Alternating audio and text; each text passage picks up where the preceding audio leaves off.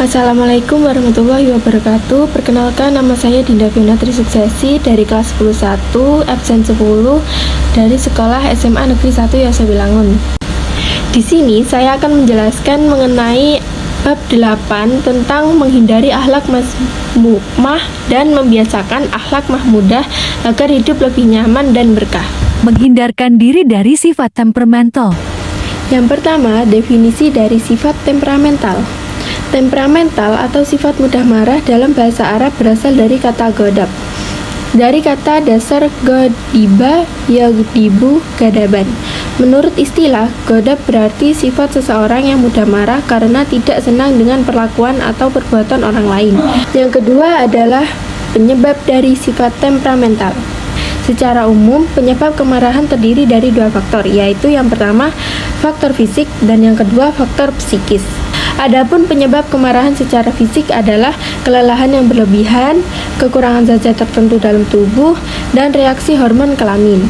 Faktor psikis yang dapat menyebabkan sifat temperamental atau mudah marah sangat erat kaitannya dengan karakter dan kepribadian seseorang. Berikut ini adalah beberapa sebab secara psikis yang dapat memunculkan amarah seseorang, yaitu yang pertama ujub atau bangga terhadap diri sendiri, yang kedua perdebatan atau perselisihan, yang ketiga senda gurau yang berlebihan, yang keempat ucapan yang keji dan tidak sopan, dan yang kelima permusuhan kepada orang lain. Selanjutnya adalah tingkatan sifat temperamental.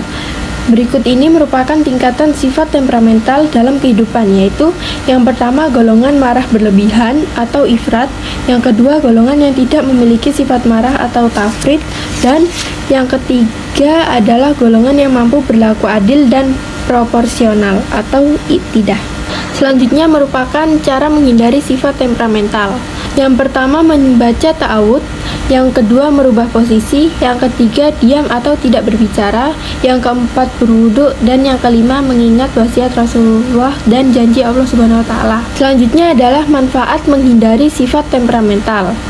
Yang pertama, menghindari kebencian dan permusuhan, yang kedua membawa kebahagiaan, dan yang ketiga mendapatkan pahala yang besar dari Allah Subhanahu wa taala.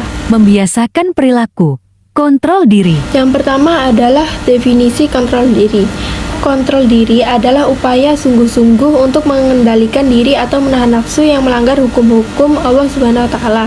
Yang kedua adalah implementasi sikap kontrol diri dalam kehidupan, yaitu A. Memikirkan resiko dan akibat dari setiap perbuatan. B. Bersabar dan tidak tergesa-gesa dalam mengambil keputusan. C. Memperbanyak zikir kepada Allah Subhanahu wa taala.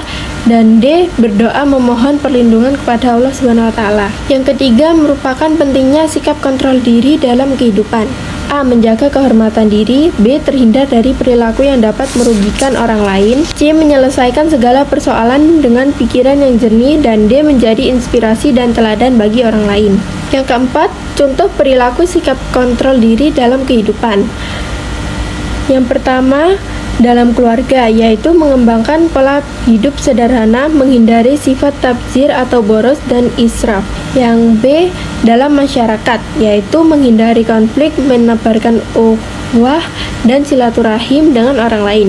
Yang C, dalam kehidupan sekolah, yaitu disiplin, patuh, dan taat pada aturan serta tata tertib sekolah. Selanjutnya adalah hikmah dan manfaat perilaku sikap kontrol diri, yaitu yang pertama, mampu menahan emosi dengan baik. Yang kedua, terhindar dari sifat rakus, serakah, dan tamak. Yang ketiga, terhindar dari kesalahpahaman yang tidak perlu.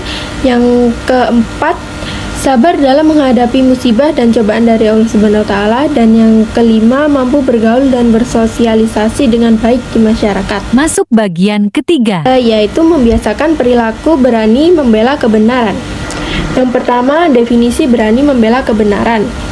Berani dalam Islam sering disebut dengan istilah syaja'ah. Menurut bahasa, syaja'ah berarti berani atau gagah. Yang kedua, implementasi sikap berani membela kebenaran dalam kehidupan. Implementasi dari sikap berani membela kebenaran dalam kehidupan sehari-hari dapat diwujudkan dalam perilaku sebagai berikut, yaitu yang pertama, berani menghadapi musuh di medan pertempuran atau jihad fisabilillah. Yang kedua, berani mengatakan kebenaran. Yang ketiga, berani menyimpan dan menjaga rahasia. Yang keempat, memiliki daya tahan tubuh yang kuat. Yang kelima, mampu mengendalikan hawa nafsu. Yang keenam, berani mengakui kesalahan. Dan yang ketujuh, berani objektif menilai diri sendiri. Selanjutnya, faktor pembentuk sikap berani membela kebenaran dalam kehidupan. Syaja'ah atau berani membela kebenaran dan keadilan merupakan jalan menuju kemenangan dalam keimanan. Tidak boleh ada kata takut atau gentar bagi seorang muslim, karena keimanan akan menuntun mereka pada keberanian dan tidak gentar menghadapi apapun. Berikut ini merupakan faktor pembentuk sikap syaja'ah pada diri seorang muslim, yaitu yang pertama, takut kepada Allah Subhanahu wa taala, yang kedua, mencintai kehidupan akhirat, yang ketiga, tidak takut menghadapi kematian, yang keempat, tidak ragu-ragu dengan kebenaran, yang kelima, tidak materialitas, yang keenam, berserah diri dan yakin akan pertolongan Allah Subhanahu wa taala, dan yang ketujuh, kristalisasi pendidikan karakter dari keluarga, masyarakat, dan sekolah. Selanjutnya adalah hikmah dan manfaat sikap berani membela kebenaran dalam kehidupan. Berikut ini merupakan manfaat dari sikap berani membela kebenaran dan keadilan dalam kehidupan sehari-hari, yaitu yang pertama, manfaat bagi diri sendiri. Contohnya, seorang mukmin yang memiliki sifat syaja'ah akan memiliki kualitas mental dan bersikap dewasa dalam menghadapi semua persoalan. Yang kedua, yaitu manfaat bagi keluarga. Contohnya, keluarga yang mendidik dan membiasakan perilaku syaja'ah bagi semua anggotanya akan hidup dengan tenteram dan nyaman. Yang ketiga, manfaat bagi agama, negara, dan bangsa. Contohnya, bangsa yang besar akan terwujud jika masyarakatnya terbiasa dan memiliki budaya berani atau syaja'ah dalam setiap langkahnya. Itu tadi adalah pengertian tentang materi bab 8 yang telah saya bacakan dari pertama hingga akhir. Terima kasih telah menonton hingga akhir. Wassalamualaikum warahmatullahi wabarakatuh.